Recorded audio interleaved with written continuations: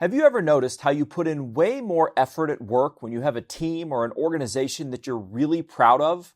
Well, today we're diving into some new research that kind of explains why we do that.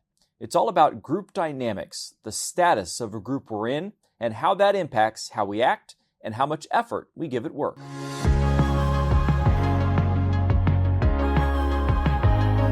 Think of it this way. You're on a team at work, right? But that team is part of a bigger department, and then that department is part of a whole company.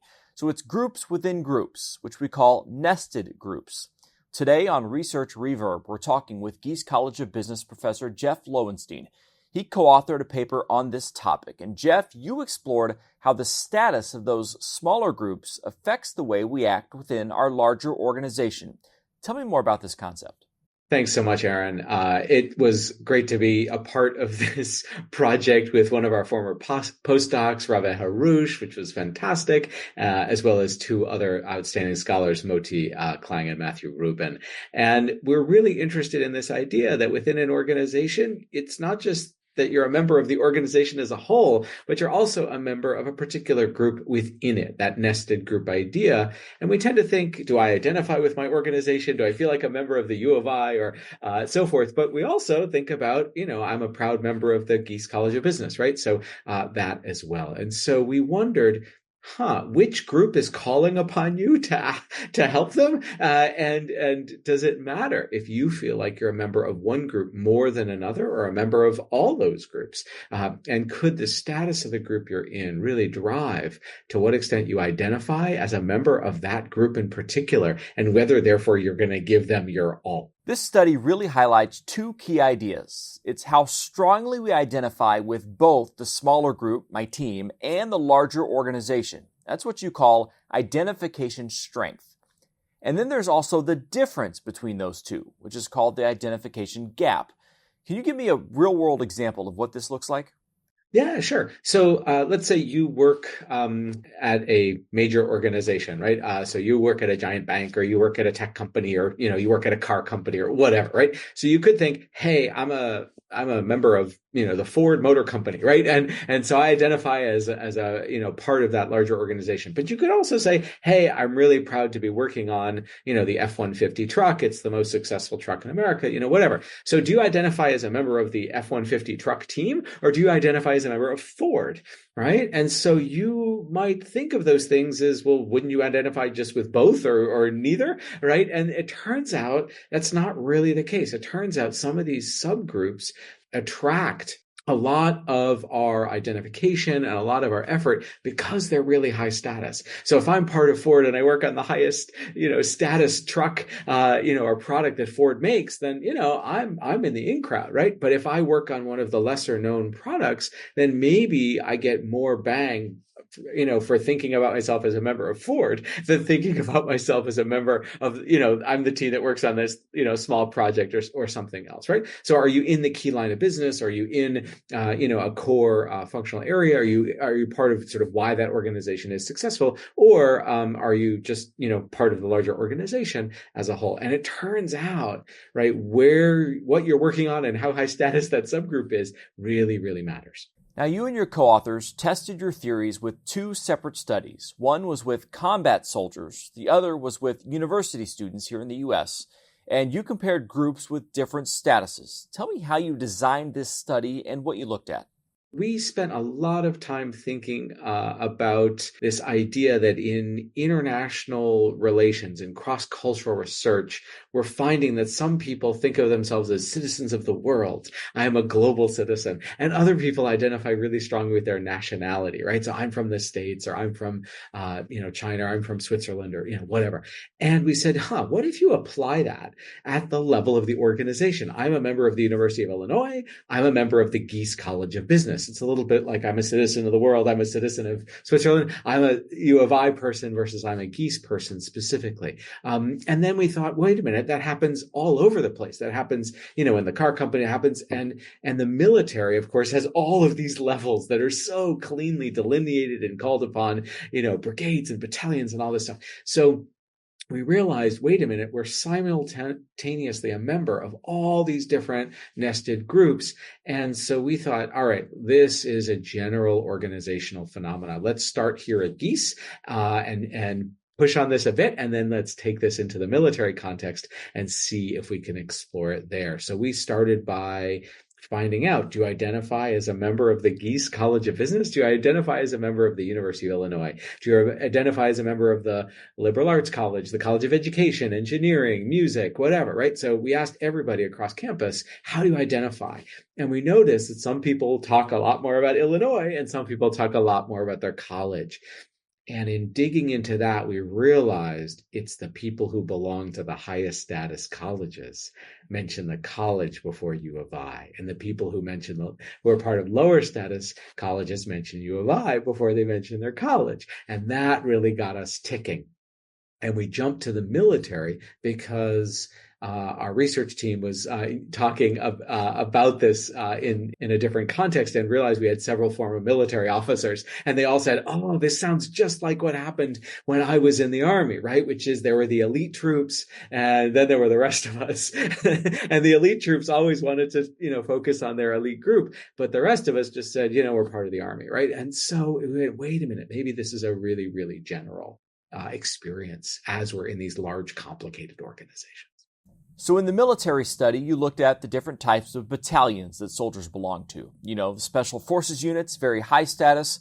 Standard combat units, those had lower status. And for the students, you looked at objective measures like the college's admissions requirements. Tougher entry standards, those were considered high status.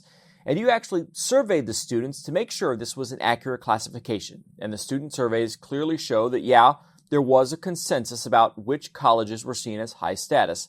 And as you mentioned, you found that people in lower status groups identify more strongly with the larger organization, and the people in high status groups identified much more strongly with their subgroup.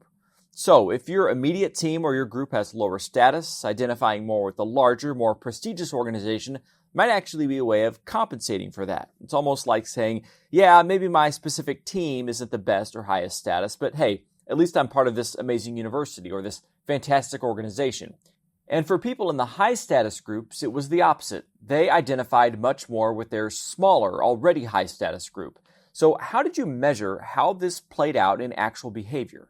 So we've been talking thus far mostly about where I identify and sort of status as being a way to guide, given I have choices, where to identify, status is leading me to identify in a certain place. Well, then what we did is we said, well, what are the consequences of that? And we thought of the simplest thing we could, which is, okay, if you identify, with a particular group, whatever level in the organization that is, you're probably willing to help them out.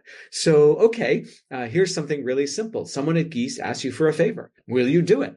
Someone at the University of Illinois asks you for a favor. Will you do it? Right? So it's discretionary. It's voluntary. Someone's asking you to do a small thing that's above and beyond. It's not required in your formal job. And you have a choice. What choice do you make? Do you do nothing? No, I'm not doing any favors. Do all the favors? Do you just grant favors to anybody? And it turns out, no, people selectively grant favors. Where? Well, where they identify most strongly, right? And where they identify most strongly is where they get the most bang for their buck on status. So the group with the most status, whether that's the lower level group or the higher level organization, then drives not just my identification, but whether I'll help them out when I have the choice. So at the University of Illinois, we'll ask you to do a small favor. In the military, we're asking you to take on leadership responsibilities. So, discretion, will you lead your team? Will you lead, this initiative where you don't have to do it? Someone else can pick up that administrative burden or lead that committee or, whatever. But in the military, you're more likely to do it if you will, if you're getting that discretionary request from the level at which you identify most. So then you looked at how the identification strength predicted how much effort someone was willing to put in. So the stronger your identification, the more likely you were to go above and beyond. You're feeling connected to your group, no matter the status. That makes you want to contribute more. What about the identification gap, though? Did that play a role? Absolutely. So it's not just how strongly you identify. That's one predictor, but the other one is where do you identify? And that's this gap idea. So if I identify a lot more strongly at my local group, well, then that's where I divert my help. But if I identify a lot more strongly at the higher level, well, then that's where I identify, and direct my effort. So strength overall, if I don't identify at all, I'm not doing anything. And if I identify strongly everywhere, well, then I'll help everywhere. But if there's an asymmetry, if there's a big gap, then I'll direct my effort systematically in one direction over the other. So am I only going to help Gies? Am I only going to help the U of I? Or am I going to help both or neither? And so gap is really important for showing that asymmetry. I'm really directing all my energy to Gies, for example. So in both the military and the university students, those in the lower status groups were more likely to choose actions that benefited their larger organization, channeling their energy upward. And those in the high status groups wanted to benefit their own group. So wouldn't this just widen the gap between the strong groups and the weaker groups? Absolutely. This is the Matthew effect, right? The rich get richer effect. So if I'm in a high status group and I identify more strongly with that group than the larger organization, and I direct my discretionary effort to that group, well, then that group has a huge advantage over all the other groups, right? And if I'm in a lower status group and no one directs any of that extra help to that group, well, the group isn't going to get better.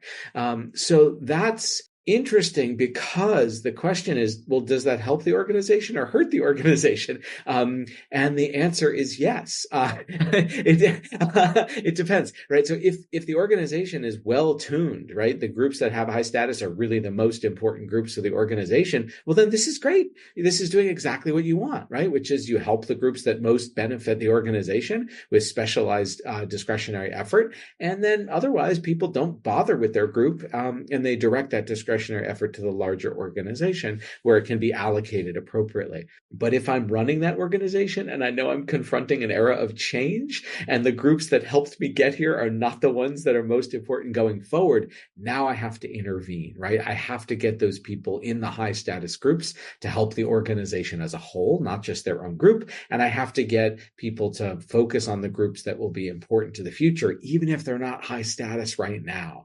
So this is helpful because it tells us as a leader, do I need to intervene, or is the natural pattern doing what I need it to do, diverting that extra help where it most needs to go? This paper really uncovers how group dynamics, often operating beneath our awareness, can shape our actions and our motivations within organizations. By being mindful of these subtle status dynamics, we can challenge those that are harmful and use this knowledge to create more equitable and fulfilling experiences for ourselves and for those around us. That was Professor Jeff Lowenstein. The paper is called My Department or My Company: Group Status, Identity Configurations, and Citizenship Behaviors. It was published in Group and Organization Management. You can read more about this and other research from the college at giesbusiness.illinois.edu.